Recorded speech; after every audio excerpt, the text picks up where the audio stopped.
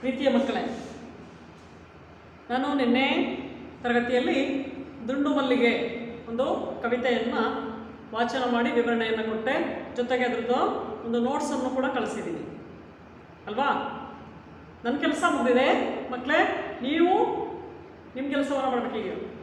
ಏನಂದರೆ ಪದ್ಯವನ್ನು ವಾಚನವನ್ನು ಮಾಡಬೇಕು, ಪದ್ಯವನ್ನು ಬರೆಯೋದನ್ನು ಕಲಿಬೇಕು, ಜೊತೆಗೆ ಕ್ವಶನ್ ಆನ್ಸರ್ನ ಕಳಿಸಿದ್ದೀನಲ್ವ ಅದನ್ನು ನೋಟ್ಸಿಗೆ ಬರೀಬೇಕು.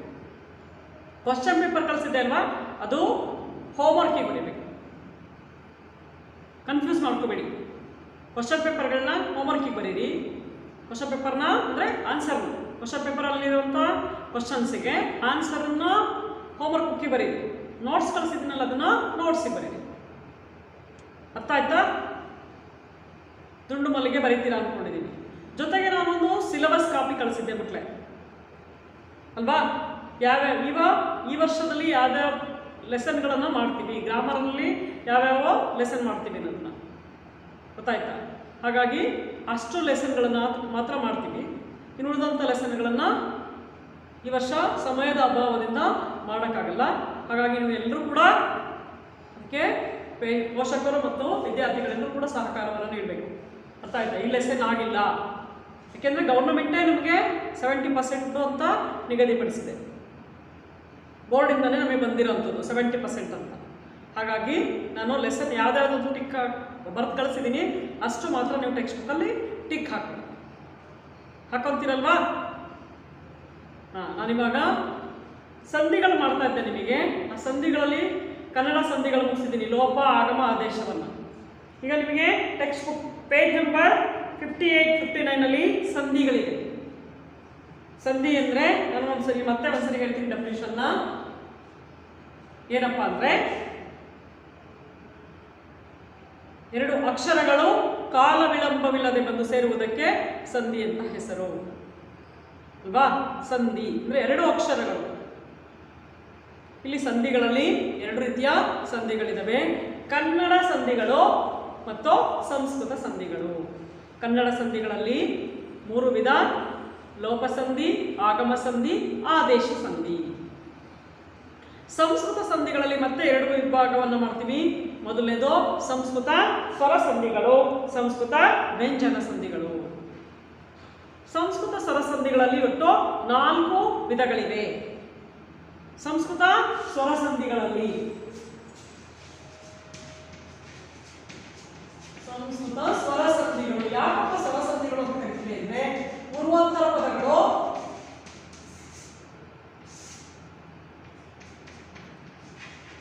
ಸ್ವರಗಳಿಂದ ಕೂಡಿರ್ತವೆ. ಹಾಗಾಗಿ ಇನ್ನ ಸ್ವರ ಸಂಧಿಗಳು ಅಂತ ಕರಿತೀವಿ. ಸವರ್ಣ ದೀರ್ಘ ಸಂಧಿ, ಎರಡನೇದು ಗುಣ ಸಂಧಿ, ಮೂರನೇದು ಎಂಟ್ ಸಂಧಿ. ಸಂಸ್ಕೃತ ಸಂಧಿಗಳು ಯಾಕೆ ಸಂಸ್ಕೃತ ಸಂಧಿಗಳು ಅಂತ ಕರಿತೀವಿ ಅಂದ್ರೆ, ಪೂರ್ವ ಮತ್ತು ಉತ್ತರ ಪದಗಳೆರಡೂ ಕೂಡ ಸಂಸ್ಕೃತ ಪದಗಳಾಗಿದ್ದಲ್ಲಿ ಅವನ್ನ ನಾವು ಸಂಸ್ಕೃತ ಸಂಧಿಗಳು ಅಂತ ಕರಿತೀವಿ. ಇಲ್ಲಿ ಉದಾಹರಣೆಗೆ ವಿದ್ಯಾಭ್ಯಾಸ, ಇದು ವಿದ್ಯೆ, ಇದು ಸಂಸ್ಕೃತ ಪದ. ಸುರ ಸಂಸ್ಕೃತ ಪದ. ಅರ್ಥ ಆಯ್ತಾ? ಹಾಗಾಗಿ ಇಲ್ಲಿ ಸಂಸ್ಕೃತ ಶಬ್ದಗಳು ಪರಸ್ಪರ ಸೇರಿ ಸಂಧಿಯಾಗುವಾಗ ಸ್ವರಕ್ಕೆ ಸ್ವರ ಸೇರಿಯಾಗುವ ರೂಪವನ್ನು ಸಂಸ್ಕೃತ ಸ್ವರಸಂಧಿ ಎನ್ನುವರು. ಸಂಸ್ಕೃತ ವ್ಯಂಜನ ಸಂಧಿ ಅಂದರೆ ಸಂಸ್ಕೃತ ಶಬ್ದಗಳು ಪರಸ್ಪರ ಸೇರಿ ಸಂಧಿಯಾಗುವಾಗ ವ್ಯಂಜನಕ್ಕೆ ವ್ಯಂಜನ ಅಥವಾ ಸ್ವರ ಸೇರಿಯಾಗುವ ರೂಪವನ್ನ. ಈಗ ಇಲ್ಲಿ ನೋಡಿ, ಇಲ್ಲಿ ಪೂರ್ವ ಪದ ನೋಡಿ, ಪೂರ್ವ ಪದ ಸಂಧಿಯನ್ನು ಬಿಡಿಸುವಾಗ ನಾವೇನ್ ಮಾಡ್ತೀವಿ? ಪೂರ್ವ ಪದ ಪ್ಲಸ್ ಉತ್ತರ ಪದ, ಬಿಕಾಸ್ ಸಂಧಿ ಪದ ಅಲ್ವಾ. ಇಲ್ಲಿ ಪೂರ್ವ ಪದ. ಈಗ ಉದಾಹರಣೆಗೆ 1 ಅಂತ ಇದೆ, ಪ್ಲಸ್ 1. ಇಲ್ಲಿ 1 ಅಂದ್ರೆ ಉ ಪ್ಲಸ್ ಓ, ಎರಡು ಕೂಡ ಏನಾಯ್ತು? ಸ್ವರಗಳಾದವು. ನೆಕ್ಸ್ಟ್ ಇದನ್ನ ನಾವು ಇವೆರಡು ಸ್ವರಗಳಾಗಿದ್ದರಿಂದ ಸಂಸ್ಕೃತ ಸ್ವರ ಸಂಧಿಗಳು ಅಂತ ಕರಿತೀವಿ. ಆದರೆ ಇದು ಕನ್ನಡ ಪದ. ಒಂದು ಲೋಪ ಸಂಧಿ. ಈಗ ವಿದ್ಯಾ ನೋಡಿ, ಎಕ್ಸಾಂಪಲ್ ವಿದ್ಯಾ ಪ್ಲಸ್ ಅಭ್ಯಾಸ ಅಂತ ಇದೆ ನೋಡಿ. ಇಲ್ಲಿ ಆ ಪ್ಲಸ್ ಆ ಎರಡು ಕೂಡ ಸ್ವರಗಳು, ಅದಕ್ಕೋಸ್ಕರ ನಾವು ಇದನ್ನ ಸಂಸ್ಕೃತ ಸ್ವರ ಸಂಧಿಗಳು ಅಂತ ಕರಿತೀವಿ.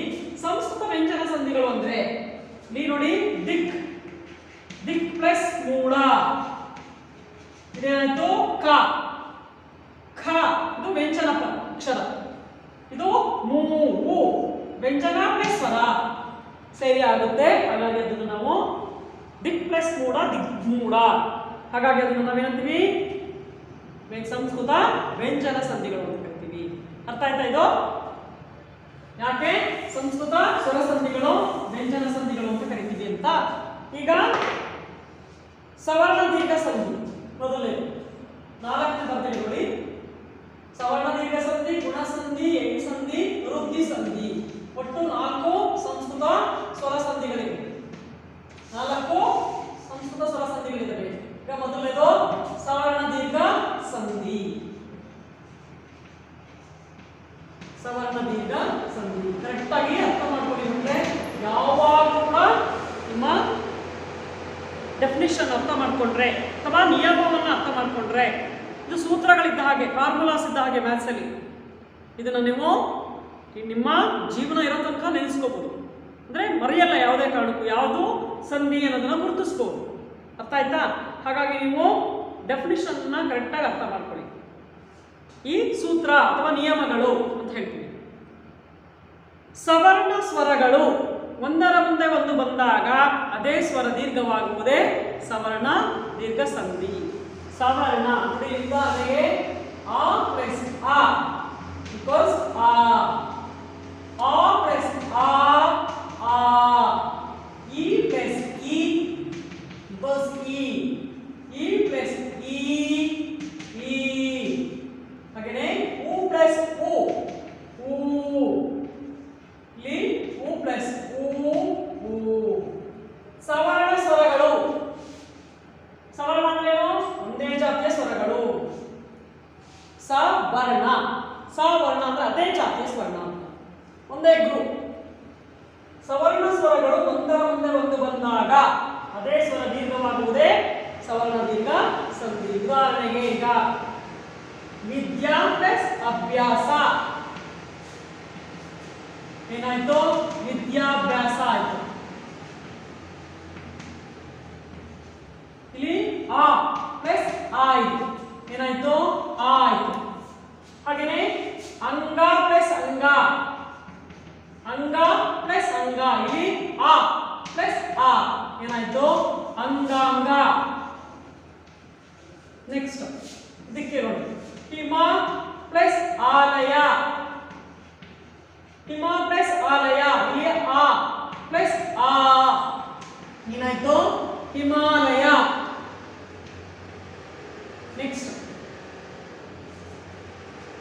ನೆಕ್ಸ್ಟ್ ದೇವ ಪ್ಲಸ್ ಆಲಯ, ದೇವ ಪ್ಲಸ್ ಆಲಯ ಏನಾಯ್ತು? ದೇವಾಲಯ. ಹಾಗೇನೆ ಇಲ್ಲಿ ನೆಕ್ಸ್ಟ್ ಗಿರಿ ಪ್ಲಸ್ ಇಂದ್ರ, ಇದಕ್ಕೆ ಇ ಪ್ಲಸ್ ಇ ಏನಾಯ್ತಪ್ಪ? ಗಿರೀಂದ್ರ.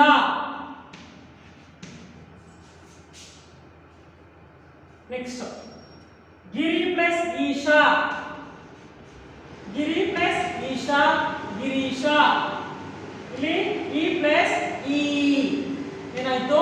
ಇ ಬಂತು. ಅರ್ಥ ಆಗ್ತಿದ್ಯಾ? ಹಾಗೇನೆ ಗುರು ಪ್ಲಸ್ ಉಪದೇಶ, ಗುರು ಪ್ಲಸ್ ಉಪದೇಶ ಏನಾಯ್ತು? ಗುರುಪದೇಶ. ಏನಾಯ್ತು? ಇಲ್ಲಿ ಉ ಪ್ಲಸ್ ಉ ಏನಾಯ್ತು? ಉ ಬಂತು.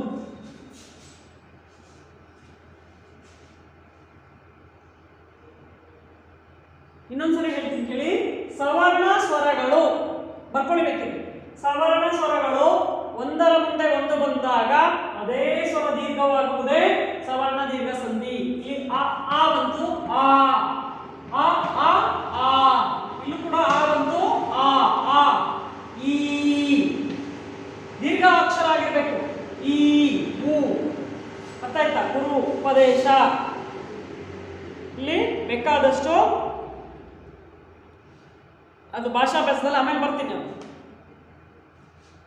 ಇದಕ್ಕೆ ಬೇಕಾದಷ್ಟು ಉದಾಹರಣೆಗಳನ್ನು ನಾವು ನಿಮ್ಮ ಪಾಠದಲ್ಲಿ ಬರ್ತಾ ಇರುತ್ತೆ, ಅವಾಗ ಅದನ್ನ ಬಂದಾಗ ಅದನ್ನ ನಾನು ಮಾಡ್ಕೊಡ್ತೀನಿ, ಹೇಳ್ತೀನಿ ಅವಾಗ. ಇಷ್ಟು ಅರ್ಥ ಆಯ್ತಾ? ಇಷ್ಟು ರಫ್ ನೋಟಿ ಬರ್ಕೊಳ್ಳಿ. ಅರ್ಥ ಆಯ್ತಾ? ಓಕೆನಾ? ಇದು ಅರ್ಥ ಆಯ್ತಾ ನೋಡಿ. ಸವರ್ಣ ಸ್ವರಗಳು ಒಂದರ ಮುಂದೆ ಬಂದಾಗ ಅದೇ ಸ್ವರ ದೀರ್ಘವಾಗುವುದೇ ಸವರ್ಣ ದೀರ್ಘ ಸಂಧಿ. ನೆಕ್ಸ್ಟ್ ಎರಡನೇದು ರಫ್ ನೋಟಿ ಬರ್ಕೊಳ್ಳಿ. ಎರಡನೇದು ಗುಣ ಸಂಧಿ. ಗುಣ ಸಂಧಿ ನೋಡಿ, ಆಕಾರಗಳಿಗೆ ಈ ಕಾರಗಳು ಪರವಾದಾಗ ಏನಾಗುತ್ತೆ? ಏಕಾರ ಬರುತ್ತೆ. ಆಕಾರಗಳಿಗೆ ಉಕಾರಗಳು ಪರವಾದಾಗ ಇಲ್ಲಿ ಓಕಾರ ಬರುತ್ತೆ. ನೆಕ್ಸ್ಟ್ ಆಕಾರಗಳಿಗೆ ಋಕಾರ ಪರವಾದಾಗ ಅರ್ಕಾರ ಆದೇಶವಾಗಿ ಬರುತ್ತೆ. ಈ ಅರ್ಕಾರ ಅಂದ್ರೆ ಈ ರೀತಿ ಬರುವಂಥದ್ದು. ಇಲ್ಲಿ ಎಲ್ಲಿ ಬರುತ್ತಪ್ಪ? ಅರ್ಥ ಆಗ್ತಿಲ್ಲ ಅಲ್ವಾ ನಿಮಗೆ? ಹೇಳ್ತೀನಿ ಈಗ ಉದಾಹರಣೆ ತೋರಿಸ್ತಾ ಇದ್ದೀನಿ. ಆ ಕಾರಗಳು, ಕಾರ ಅಂದ್ರೆ ಇಲ್ಲಿ ಅಕ್ಷರಗಳನ್ನು ನಾವು ಹೇಳುವಾಗ ಕಾರಗಳು ಅಂತ ಹೇಳ್ತೀವಿ. ಅರ್ಥ ಆಯ್ತಾ? ಅಕ್ಷರಗಳ ಗುಂಪನ್ನು ಹೇಳುವಾಗ ನಾವು ಇಲ್ಲಿ ಕಾರಗಳು ಅಂತ ಹೇಳ್ತೀವಿ. ಆ ಕಾರಗಳಿಗೆ ಈ ಕಾರಗಳು ಅಂದ್ರೆ ಪೂರ್ವ ಪದ ಪ್ಲಸ್ ಉತ್ತರ ಪದ. ಇದು ಪೂರ್ವ ಪದ ಉತ್ತರ ಪದ ಈಗ ಸಂಧಿ ಪದ. ಸಂಧಿಗಾಗುವಾಗ ಏನಾಗುತ್ತೆ ನೋಡಿ. ಈಗ ಉದಾಹರಣೆಗೆ ಗಜ ಪ್ಲಸ್ ಇಂದ್ರ. ಗಜ ಪ್ಲಸ್ ಇಂದ್ರ ಏನಾಯ್ತು? ಗಜೇಂದ್ರ ಆಯ್ತು. ಇಲ್ಲಿ ಆ ಪ್ಲಸ್ ಇ ಈಕ್ವಲ್ಸ್ ಏನಾಯ್ತು? ಎ ಬಂತು ನೋಡಿ. ಆ ಪ್ಲಸ್ ಇ ಏನಾಯ್ತು? ಗಜೇಂದ್ರ ಆಯ್ತು. ನೆಕ್ಸ್ಟ್ ಅದೇ ರೀತಿ ಮಹಾ ಪ್ಲಸ್ ಇಂದ್ರ. ಮಹಾ ಪ್ಲಸ್ ಇಂದ್ರ ಏನಾಯ್ತು? ಮಹೇಂದ್ರ. ಮಹೇಂದ್ರ. ಇಲ್ಲಿ ಹ ಅಂದ್ರೆ ಆ ಪ್ಲಸ್ ಇ ಏನಾಯ್ತು? ಎ ಆಯ್ತಾ? ನೆಕ್ಸ್ಟ್ ಗಣ ಪ್ಲಸ್ ಈಶಾ ನೋಡಿ. ಹೀಗೆ ಗಣ ಪ್ಲಸ್ ಈಶಾ ಇ ಆ ಪ್ಲಸ್ ಇ ಗಣೇಶ ಏನಾಯ್ತು? ಇಲ್ಲಿ ಎ ಬಂತು. ಸುರ ಪ್ಲಸ್ ಈಶಾ. ಸುರ ಪ್ಲಸ್ ಈಶಾ ಆ ಪ್ಲಸ್ ಇ ಏನಾಯ್ತು? ಸುರೇಶ ಮಹೇಶ ಸುರೇಂದ್ರ. ಇವೆಲ್ಲವೂ ಕೂಡ ಎ ಬಂತು ನೋಡಿ. ಅರ್ಥ ಆಯ್ತಾ? ನೆಕ್ಸ್ಟ್ ಇದಕ್ಕೆ ಓಗೆ ಉದಾಹರಣೆ. ಓಗೆ ಇಲ್ಲಿ ನೋಡಿ. ಸೂರ್ಯ ಪ್ಲಸ್ ಉದಯ. ಇಲ್ಲಿ ಆ ಪ್ಲಸ್ ಓ ಸಾರಿ ಓ ಬರುತ್ತೆ. ಸೂರ್ಯ ಪ್ಲಸ್ ಉದಯ ಏನಾಯ್ತು? ಸೂರ್ಯೋದಯ. ಗಂಗಾ ಪ್ಲಸ್ ಉದಕ. ಗಂಗಾ ಪ್ಲಸ್ ಉದಕ. ಉದಕ ಅಂದ್ರೆ ನೀರು. ಗಂಗೋದಕ. ಗಂಗೋದಕ. ಇಲ್ಲಿ ಏನಾಯ್ತು? ಆ ಪ್ಲಸ್ ಓ ಇಲ್ಲಿ ಓ ಗಂಗೋ ಸೂರ್ಯೋ. ಹಾಗೆಯೇ ನವ ಪ್ಲಸ್ ಉದಯ. ನವ ಪ್ಲಸ್ ಉದಯ ನವೋದಯ. ಮಹಾ ಪ್ಲಸ್ ಉನ್ನತ. ಮಹಾ ಪ್ಲಸ್ ಉನ್ನತ ಮಹೋನ್ನತ. ಏನಾಯ್ತು? ಇಲ್ಲಿ ಆ ಪ್ಲಸ್ ಓ ಮಹೋನ್ನತ. ಅರ್ಥ ಆಯ್ತಾ? ಇಲ್ಲಿ ಆಕಾರಗಳಿಗೆ ಇಲ್ಲೆಲ್ಲ ಆ ಅಥವಾ ಆ ಬರುತ್ತೆ. ಇಲ್ಲಿ ಹೂ ಅಥವಾ ಹೂ ಎರಡು ಬಂದಾಗ ಹೂ ಬಂದಾಗ ಏನಾಗುತ್ತೆ? ಓ ಬರುತ್ತೆ. ಅರ್ಥ ಆಯ್ತಾ? ಇಷ್ಟು. ನೆಕ್ಸ್ಟ್ ಅರ್ಕಾರ ನೋಡಿ. ಆಕಾರಗಳಿಗೆ ರೂ ಪರವಾದಾಗ ದೇವ ಪ್ಲಸ್ ಋಷಿ ಏನಾಯ್ತು? ದೇವಶ್ರೀ. ಅರ್ಥವತ್ತು ಅಂತ ನೋಡಿ. ಬ್ರಹ್ಮ ಪ್ಲಸ್ ಋಷಿ ಇಲ್ಲಿ ಆ ಪ್ಲಸ್ ರು ಅರ್ಥವತ್ತು ಬಂತು. ಹಾಗೆಯೇ ಬ್ರಹ್ಮ ಪ್ಲಸ್ ಋಷಿ ಬ್ರಹ್ಮಶ್ರೀ. ಹಾಗೆಯೇ ಸಪ್ತ ಪ್ಲಸ್ ಋಷಿ ಸಪ್ತರ್ಷಿ. ಇಲ್ಲಿ ದೋ ಅರ್ಕಾವತ್ ಬಂತು ನೋಡಿ. ಬ್ರಹ್ಮಶ್ರೀ ದೇವಶ್ರೀ. ಅರ್ಥ ಆಯ್ತಾ? ನೆಕ್ಸ್ಟ್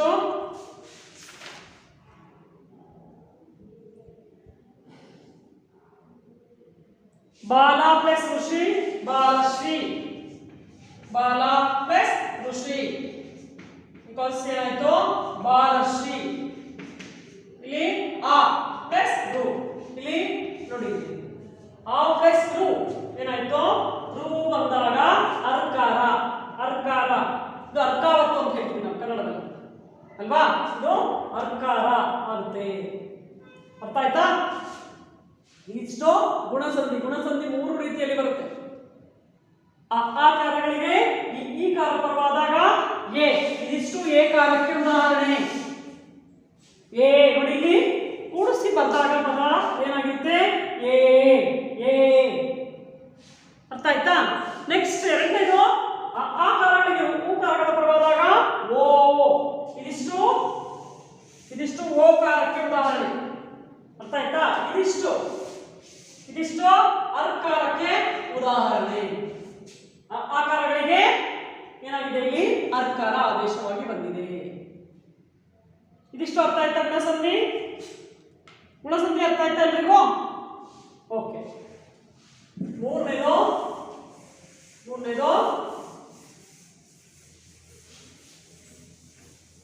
ಎಂಡ್ ಸಂಧಿ ಬರ್ತೀನಿ. ಈಗ ಆಕ್ಚುಲಿ ವೃದ್ಧಿ ಸಂಧಿ ಮಾಡ್ತೀನಿ, ಆಮೇಲೆ ಕೊನೆಗೆ ಎಂಡ್ ಸಂಧಿ ತಗೊಳ್ತೀನಿ. ವೃದ್ಧಿ ಸಂಧಿ. ಸಂಸ್ಕೃತ ಸರಸಂಧಿಗಳಲ್ಲಿ ಮೂರನೇದು ವೃದ್ಧಿ ಸಂಧಿ.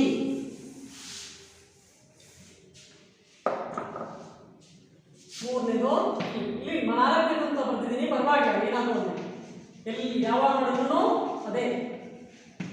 ಈಗ ವೃದ್ಧಿ ಸಂಧಿ ಅಂದ್ರೆ ಏನು? ಸೇಮ್ ಅದೇ ತರ ಆಕಾರಗಳಿಗೆ ಎ ಅಥವಾ ಐಕಾರಗಳು ಬರುವಾದಾಗ ಐಕಾರವು ಆಕಾರಗಳಿಗೆ ಓ ಅಥವಾ ಔಕಾರಗಳು ಬರುವಾದಾಗ ಔಕಾರವು ಆದೇಶವಾಗಿ ಬರುವಂತದ್ದು. ಇಲ್ಲಿ ಐ ಮತ್ತೆ ಔ ಯಾವ ಸಂಧಿಗಳಲ್ಲಿ ಯಾವ ಪದಗಳಲ್ಲಿ ಐ ಮತ್ತು ಔ ಬರ್ತದನ್ನು ನಾವು ವೃದ್ಧಿ ಸಂಧಿ ಅಂತ ಕರಿತೀವಿ. ಈಗ ಆ ಪೂರ್ವ ಪದದಲ್ಲಿ ಏನಿರಬೇಕು ಆ. ಉತ್ತರ ಪದದಲ್ಲಿ ಎ ಐ. ಉದಾಹರಣೆಗೆ ಏಕ ನೋಡಿ ಇಲ್ಲಿ ಏಕ ಪ್ಲಸ್ ಏಕ ಆ ಪ್ಲಸ್ ಎ ಏನಾಯ್ತು ಏಕೈಕ. ಲೋಕ ಪ್ಲಸ್ ಏಕ ಲೋಕ ಪ್ಲಸ್ ಏಕ ಲೋಕೈಕ. ಅರ್ಥ ಆಯ್ತಾ? ಇಲ್ಲಿ ಆ ಎ. ಶಿವ ಪ್ಲಸ್ ಐಕ್ಯ. ಇಲ್ಲಿ ಎರಡು ಇದೆ, ಶಿವ ಪ್ಲಸ್ ಐಕ್ಯ ಶಿವೈಕ್ಯ. ನೆಕ್ಸ್ಟ್ ಗಣ ಪ್ಲಸ್ ಐಕ್ಯ ಗಣೈಕ್ಯ ಗಣೈಕ್ಯ. ಅರ್ಥ ಆಯ್ತಾ? ನೆಕ್ಸ್ಟ್ ದೇವ ಪ್ಲಸ್ ಐಕ್ಯ ದೇವ ಪ್ಲಸ್ ಐಕ್ಯ ದೇವೈಕ್ಯ. ನೋಡಿ ಇಲ್ಲಿ ಐ, ಇಲ್ಲಿ ಐ ಇದೆ, ಇಲ್ಲೂ ಐ ಇದೆ, ಐ ಐ ಇಲ್ಲೂ ಕೂಡ ಐ ಇದೆ. ಜನ ಪ್ಲಸ್ ಐಕ್ಯ ಜನೈಕ್ಯ ಜನ ಪ್ಲಸ್ ಐಕ್ಯ ಜನೈಕ್ಯ ಐ. ಅರ್ಥ ಆಯ್ತಾ? ಇದು ಏನಾಗಿರ್ಬೇಕು? ಪೂರ್ವ ಪದದಲ್ಲಿ ಆ ಆ ಆ ಇಲ್ಲೆಲ್ಲ ಆ ಇದು ಆಕಾರಗಳಿಗೆ ಎ ಅಥವಾ ಐ ಯಾವ್ದಾದ್ರು ಬರ್ಬೋದು. ನೋಡಿ ಎ ಇದೆ, ಇಲ್ಲೂ ಎ ಇದೆ, ಇಲ್ಲೆಲ್ಲ ಐ ಇದೆ. ಇವೆರಡು ಬಂದಾಗ ಕೊನೆಗೆ ಏನಾಗುತ್ತದೋ ಐ ಎ ಆಗುತ್ತೆ. ನೆಕ್ಸ್ಟ್ ಔ ಬರುವಂಥದ್ದು. ಉದಾಹರಣೆಗೆ ವನ ಪ್ಲಸ್ ಔಷಧಿ ವನ ಪ್ಲಸ್ ಔಷಧಿ ವನೌಷಧಿ ವನೌಷಧಿ. ನೋಡಿ ಆ ಪ್ಲಸ್ ಔ ಏನಾಯ್ತು? ಔ ಬಂತು. ನೆಕ್ಸ್ಟ್ ದಿವ್ಯಾ ಪ್ಲಸ್ ಔಷಧಿ ದಿವ್ಯಾ ಪ್ಲಸ್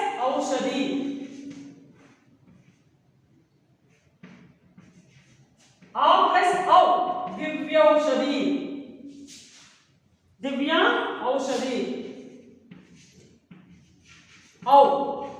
ನೆಕ್ಸ್ಟ್ ಜಲ ಪ್ಲಸ್ ಓಗ, ಓಗೆ ಇಲ್ಲಿ ಓ ಔ ಎರಡು ಬರುತ್ತೆ ಅಂತ ಹೇಳಿದ್ವಿ. ಜಲೌಘ, ಜಲೌಘ. ಅರ್ಥ ಆಯ್ತಾ?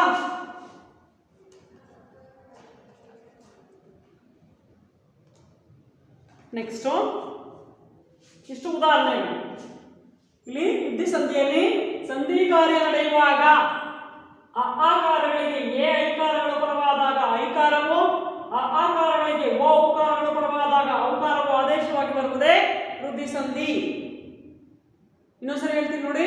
ಸಂಧಿ ಕಾರ್ಯ ನಡೆಯುವಾಗ ಆಕಾರಗಳಿಗೆ ಎ ಐಕಾರಗಳು ಬಂದಾಗ ಐಕಾರವು, ಆಕಾರಗಳಿಗೆ ಓ ಔಕಾರಗಳು ಬಂದಾಗ ಔಕಾರವು ಆದೇಶವಾಗಿ ಬರುವುದೇ ವೃದ್ಧಿ ಸಂಧಿ.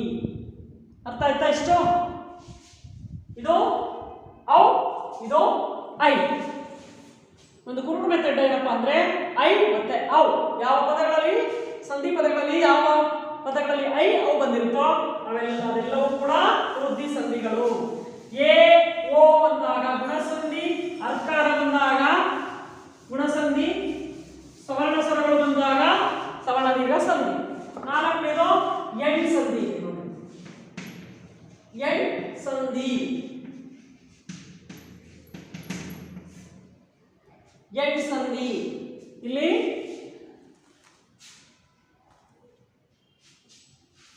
ಈ ಕಾಲಗಳಿಗೆ ಸವರ್ಣವಲ್ಲದ ಪದ, ಸವರ್ಣವಲ್ಲದ ಪದ, ಸವರ್ಣವಲ್ಲದ ಸ್ವರ ಅಥವಾ ಯಾವುದಾದ್ರೂ ಸ್ವರ ಪರವಾದಾಗ ಏನಾಗುತ್ತೆ? ಈ ಕಾಲಗಳಿಗೆ ಯಾ, ಹಾಗೇನೆ ಊಕಾರಗಳಿಗೆ ಊಕಾರಗಳಿಗೆ ಸವರ್ಣವಲ್ಲದ ಸ್ವರ ಪರವಾದಾಗ ವಾಕಾರವು, ಹಾಗೇನೆ ರೂಕಾರಕ್ಕೆ ಸವರ್ಣವಲ್ಲದ ಸ್ವರ ಪರವಾದಾಗ ರ. ಇದು ಹೇಳ್ತೀನಿ ಈಗ ನೋಡಿ, ಒಂದ್ಸರಿ ಅರ್ಥ ಮಾಡ್ಕೊಳ್ಳಿ. ಸಂಧಿ ಕಾರ್ಯ ನಡೆಯುವಾಗ ಈ ಕಾರಗಳಿಗೆ ಸವರ್ಣವಲ್ಲದ ಸ್ವರ, ಇಲ್ಲಿ ಯಾವ ಸ್ವರ ಬರ್ಬೋದು? ಸವರ್ಣ ಅಂದ್ರೆ ಯಾವುದೇ ಸ್ವರ ಆಗಿರ್ಬೋದು, ಸವರ್ಣವಲ್ಲದ ಬೇರೆ ಬೇರೆ ಸ್ವರ ಬಂದಿರುತ್ತೆ, ಯಾವ ಸ್ವರನಾದ್ರೂ ಬರ್ಬೋದು. ಹಾಗಾಗಿ ಇಲ್ಲಿ ಊಕಾರಕ್ಕೆ ಈ ಕಾರ ಬಂದಾಗ ಯಾ ಬರುತ್ತೆ. ಯಾವತ್ತು ಬರುತ್ತೆ ನೋಡಿ.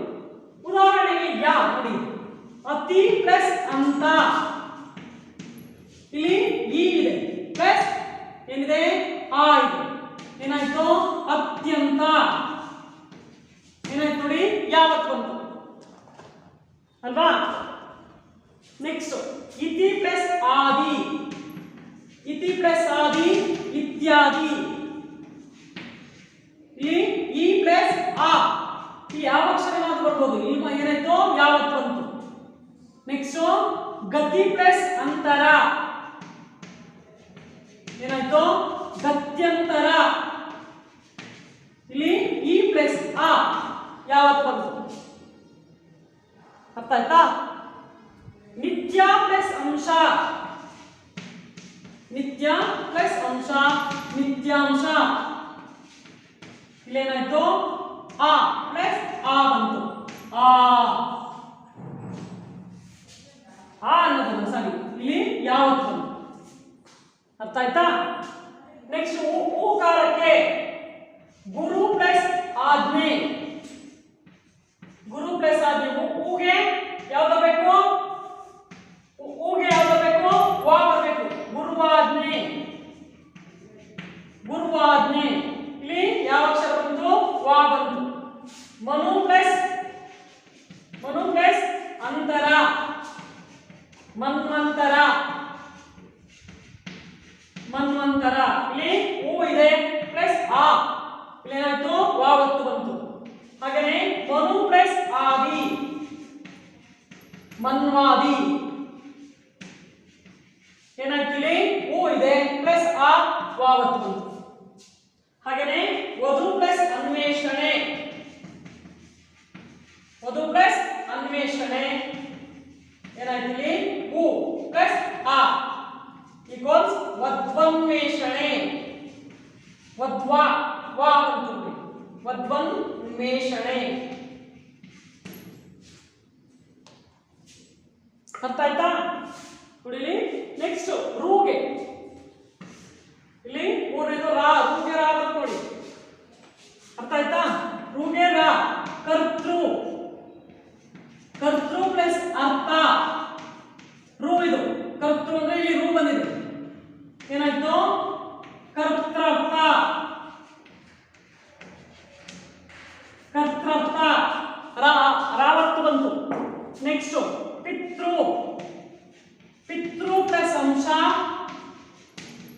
ಪಿತ್ರಂಶ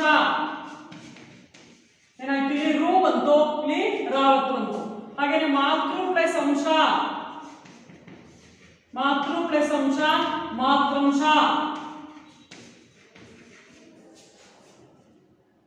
ಪಿತೃ ಪ್ಲಸ್ ಆರ್ಜಿತ ಪಿತೃ ಪ್ಲಸ್ ಆರ್ಜಿತ ಏನಾಯ್ತು ಪಿತ್ರಾರ್ಜಿತ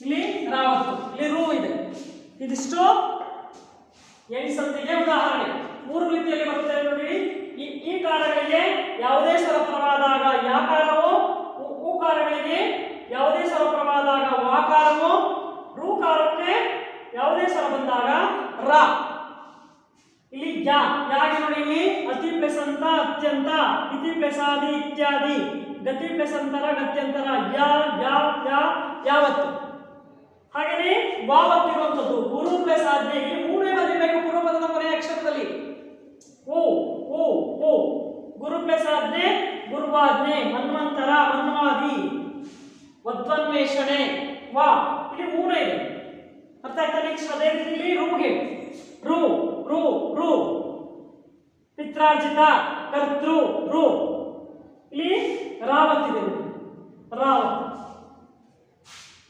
ಇಷ್ಟು ಎಣ್ ಸಂಧಿಗೆ ಉದಾಹರಣೆಗಳು ಈ ಪದಗಳನ್ನ ಬರ್ಕೊಳ್ಳಿ ಅರ್ಥ ಆಯ್ತಾ ಇಷ್ಟು ಈಗ ನಿಮ್ಮ ಭಾಷಾ ಅಭ್ಯಾಸದಲ್ಲಿ ಕೆಲವೊಂದು ಪದಗಳನ್ನು ಕೊಟ್ಟಿದ್ದಾರೆ ಅದನ್ನು ನೋಟ್ಸಿ ಬರ್ಕೋಬೇಕು ಬರೀತೀನಿ ಅದನ್ನ ಸ್ಕ್ರೀನ್ ಶಾಟ್ ತಗೊಳ್ಳಿ ಅಥವಾ ಬರ್ಕೊಳ್ಳಿ ನಾನು ರಫ್ ನೋಟಿ ಬರೀರಿ ಆಮೇಲೆ ನೋಟ್ಸಿ ಬರೀಬಹುದು ಭಾಷಾ ಅಭ್ಯಾಸದಲ್ಲಿ ಬನ್ನಿ ನೋಡಿ ಈ ಪದಗಳನ್ನು ಸೇರಿಸಿ ಬರೆದು ಸಂಧಿ ಹೆಸರಿಸಿದೆ ಫಸ್ಟ್ ಪೇಜ್ ನೋಡಿ ಈ ಪದಗಳನ್ನು ಸೇರಿಸಿ ಬರೆದು ಸಂಧಿ ಹೆಸರಿಸಿದೆ ಅಂಗ ಪ್ಲಸ್ ಅಂಗ ಏನಾಯ್ತು ಅಂಗಾಂಗ ಇದು ಸವರ್ಣ ದೀರ್ಘ ಸಂಧಿ ಸವರ್ಣ ದೀರ್ಘ ಸಂಧಿ ನೆಕ್ಸ್ಟ್ ಚಕ್ರ ಪ್ಲಸ್ ಈಶ್ವರ ಚಕ್ರ ಪ್ಲಸ್ ಈಶ್ವರ ಏನಾಯ್ತು ಚಕ್ರೇಶ್ವರ ಆಯ್ತು ಇಲ್ಲಿ ಆ ಪ್ಲಸ್ ಈ ಚಕ್ರೇಶ್ವರ ಗುಣಸಂಧಿ ನೆಕ್ಸ್ಟ್ ನಿತ್ಯ ಪ್ಲಸ್ ಅಂಶ ನಿತ್ಯ ಪ್ಲಸ್ ಅಂಶ ನಿತ್ಯಾಂಶ ಇದು ಕೂಡ ಸವರ್ಣ ದೀರ್ಘ ಸಂಧಿ ಇಲ್ಲಿ ಆ ಪ್ಲಸ್ ಆ ಇದು ಸವರ್ಣ ದೀರ್ಘ ಸಂಧಿ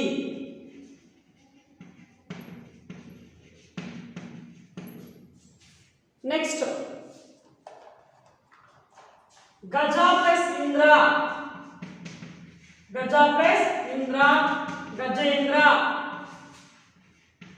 ಗಜೇಂದ್ರ ಇಲ್ಲಿ ಆ ಪ್ಲಸ್ ಇ ಏನಾಯ್ತು ಎ ಗುಣಸಂಧಿ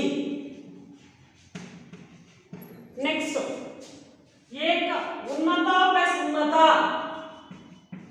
ಉನ್ನತ ಪ್ಲಸ್ ಉನ್ನತ ಉನ್ನತೋನ್ನತ ಉನ್ನತೋನ್ನತ ಏನಾಯ್ತು ಇಲ್ಲಿ ಆ ಪ್ಲಸ್ ಉ ಏನಾಯ್ತು ಓ ಬಂತು ಹಾಗಾಗಿ ಇದು ಕೂಡ ಗುಣಸಂಧಿನಿ ಉನ್ನತೋನ್ನತ ನೆಕ್ಸ್ಟ್ ಏಕ ಪ್ಲಸ್ ಏಕ ಏಕ ಪ್ಲಸ್ ಏಕ ಏಕೈಕ ಏನಾಯ್ತು ವೃದ್ಧಿ ಸಂಧಿ ಆಯ್ತು ನೆಕ್ಸ್ಟ್ ಇತಿ ಪ್ಲಸ್ ಆದಿ ಇತಿ ಪ್ಲಸ್ ಆದಿ ಇತ್ಯಾದಿ ಏನಾಯ್ತು ಎಣ್ ಸಂಧಿ ಆಯ್ತು ನೆಕ್ಸ್ಟ್ ಆದಿ ಪ್ಲಸ್ ಅಂತ ಆದಿ ಪ್ಲಸ್ ಅಂತ ಆದ್ಯಂತ ಹೀಗೆ ಬಂದ್ರೆ ಯಾವತ್ತು ಬಂದಿದೆ ಹಾಗಾಗಿ ಇದು ಕೂಡ ಎಣ್ ಸಂಧಿ ನೆಕ್ಸ್ಟ್ ವನ ಪ್ಲಸ್ ಔಷಧಿ ಬರ್ದಿದ್ದೆ ನೋಡಿ ನಾನು ವನ ಪ್ಲಸ್ ಔಷಧಿ ಏನಾಯ್ತು ವನೌಷಧಿ, ಇದು ವೃದ್ಧಿ ಸಂಧಿ. ನೆಕ್ಸ್ಟ್ ಪರ ಪ್ಲಸ್ ಉಪಕಾರ, ಪರ ಪ್ಲಸ್ ಉಪಕಾರ ಈಕ್ವಲ್ಸ್ ಪರೋಪಕಾರ, ಇದು ಗುಣಸಂಧಿ. ಓ ಬಂದಿದೆ ಹಾಗಾಗಿ ಗುಣಸಂಧಿ. ಇಷ್ಟು ಫಸ್ಟ್ ಮೈನ್ ಬರ್ಕೊಂಡ್ರ. ಅಂಗ ಪ್ಲಸ್ ಅಂಗ ಅಂಗಾಂಗ ಸವರ್ಣ ದೀರ್ಘ ಸಂಧಿ, ಚಕ್ರ ಪ್ಲಸ್ ಈಶ್ವರ ಚಕ್ರೇಶ್ವರ ಗುಣಸಂಧಿ, ನಿತ್ಯ ಪ್ಲಸ್ ಅಂಶ ನಿತ್ಯಾಂಶ ಸವರ್ಣ ದೀರ್ಘ ಸಂಧಿ, ಗಜ ಪ್ಲಸ್ ಇಂದ್ರ ಗಜೇಂದ್ರ ಗುಣಸಂಧಿ. ಮಕ್ಕಳೇ ಒಂದು ತಪ್ಪಾಗಿದೆ. ಏನಪ್ಪಾ ಅಂದ್ರೆ ನಿತ್ಯಾಂಶನ ನಾನು ಎಂಟು ಸಂಧಿಗೆ ಉದಾಹರಣೆ ಕೊಟ್ಟಿದ್ದೀನಿ, ಅದು ತಪ್ಪು. ನಿತ್ಯ ಇಲ್ಲಿ ಆ ಪ್ಲಸ್ ಆ ಇದೆ, ಆ ಬಂದಿದೆ, ಹಾಗಾಗಿ ಸವರ್ಣ ದೀರ್ಘ ಸಂಧಿ. ಅರ್ಥ ಆಯ್ತಾ ಇವಾಗ? ಅದನ್ನ ತಪ್ಪು ತಿಳ್ಕೊಂಡು. ಗಜ ಪ್ಲಸ್ ಇಂದ್ರ ಗಜೇಂದ್ರ ಗುಣಸಂಧಿ, ಎ ಬಂದಿದೆ. ಉನ್ನತ ಪ್ಲಸ್ ಉನ್ನತ ಉನ್ನತ ಉನ್ನತ ಗುಣಸಂಧಿ, ಏಕ ಪ್ಲಸ್ ಏಕ ಏಕೈಕ ವೃದ್ಧಿ ಸಂಧಿ, ಇತಿ ಪ್ಲಸ್ ಆದಿ ಇತ್ಯಾದಿ ಎಣಿ ಸಂಧಿ, ಆದಿ ಪ್ಲಸ್ ಅಂತ ಆದ್ಯಂತ ಎಣಿ ಸಂಧಿ, ವನ ಪ್ಲಸ್ ಔಷಧಿ ವನೌಷಧಿ ವೃದ್ಧಿ ಸಂಧಿ, ಪರ ಪ್ಲಸ್ ಉಪಕಾರ ಪರೋಪಕಾರ ಗುಣಸಂಧಿ. ಇದಿಷ್ಟನ್ನ ಬರ್ಕೊಂಡಿದ್ದೀರಾ ಅಂದ್ಕೊಂಡಿದ್ದೀನಿ. ನೋಟ್ಸ್ ಇದನ್ನ ಭಾಷಾಭ್ಯಾಸನ ನೋಟ್ಸಿ ಬರೀಬೇಕು. ಓಕೆನಾ? ಬರೀತೀರಾ? ಸ್ಕ್ರೀನ್ ಶಾಟ್ ತಗೊಂಡ್ರೆ ಬೇಗ ಬರ್ಕೋಬಹುದು. ಆಮೇಲೆ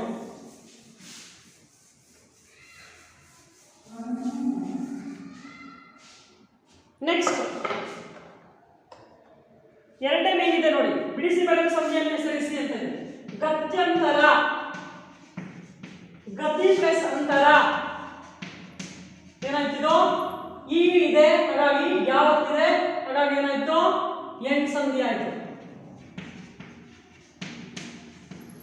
ನೆಕ್ಸ್ಟ್ ಪಾದ ಪ್ಲಸ್ ಉದಕ, ಪಾದ ಪ್ಲಸ್ ಉದಕ ಪಾದೋದಕ, ಪಾದೋದಕ ಇದು ಗುಣಸಂಧಿ. ಓ ಬಂದಿದೆ.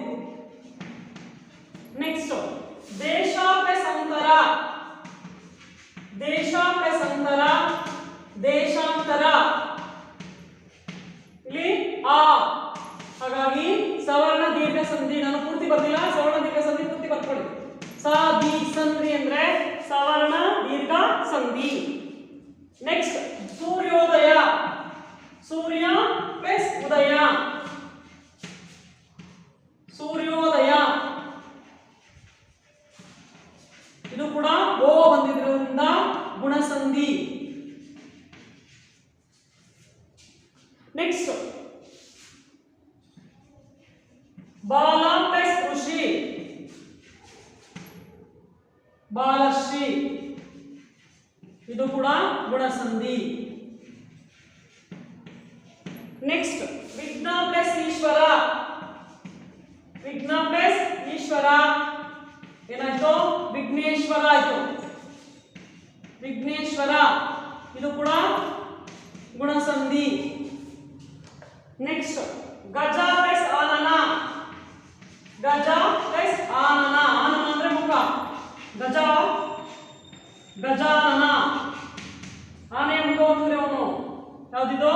ಸವರ್ಣ ದೀರ್ಘ ಸಂಧಿ, ಸವರ್ಣ ದೀರ್ಘ ಸಂಧಿ. ನೆಕ್ಸ್ಟ್ ಕಪೀಶ, ಕಪಿ ಪ್ಲಸ್ ಈಶ ಏನಾಯ್ತು? ಕಪೀಶ ಇದು ಕೂಡ ಸವರ್ಣ ದೀರ್ಘ ಸಂಧಿ. ನೆಕ್ಸ್ಟ್ ಸರ್ವೋದಯ, ಸರ್ವ ಪ್ಲಸ್ ಉದಯ, ಸರ್ವ ಪ್ಲಸ್ ಉದಯ ಸರ್ವೋದಯ ಗುಣಸಂಧಿ. ಹಾಗೇನೆ ಜನ ಪ್ಲಸ್ ಐಕ್ಯ ಏನಾಯ್ತಿದು? ವೃದ್ಧಿ ಸಂಧಿ. ನೀವು ಪದಗಳನ್ನು ಬರ್ಕೊಳ್ಳಿ. ಇದನ್ನ ಅತಿ ಪ್ಲಸ್ ಅವಸರ, ಅತಿ ಪ್ಲಸ್ ಅವಸರ ಅತ್ಯವಸರ ಎಂಟು ಸಂಧಿ. ನಾನು ಪದ ಬರ್ದಿಲ್ಲ, ಇಲ್ಲಿ ಕೂಡಿಸಿ. ಅತ್ಯವಸರ ಜನೈಕ್ಯ ಸೂರ್ಯೋದಯ ಬರ್ಕೋಬೇಕು ನೀವು. ನೆಕ್ಸ್ಟ್ ನೋಡಿ, ಇದು ಎಂಟು ಸಂಧಿ. ಇಷ್ಟು ಸಂಧಿಗಳಿಗೆ ಸಂಬಂಧಪಟ್ಟಂತಹ ವಿವರಣೆ ಆಗಿದೆ. ಇಷ್ಟಲ್ಲಿಗೆ ಸಂಧಿಗಳು ಮುಗಿತು ನಿಮ್ಮದು ಟೆಕ್ಸ್ಟ್. ಓಕೆ, ಧನ್ಯವಾದ.